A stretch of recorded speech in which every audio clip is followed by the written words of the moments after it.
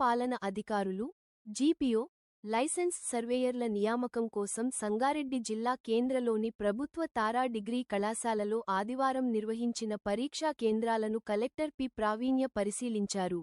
ఉదయం 10 గంటల నుండి మధ్యాహ్నం 1 గంట వరకు కొనసాగిన గ్రామ పాలన అధికారి పరీక్షకు 77 మంది అభ్యర్థులకు గాను 62 మంది హాజరయ్యారని, 15 మంది గైర్హాజరు అయినట్లు కలెక్టర్ తెలిపారు. లైసెన్సెడ్ సర్వేయర్ అభ్యర్థులకు మధ్యాహ్నం 2 గంటల నుండి సాయంత్రం 5 గంటల వరకు జరిగే పరీక్షను కూడా కట్టుదిట్టంగా నిర్వహించాలని కలెక్టర్ అధికారులకు సూచించారు.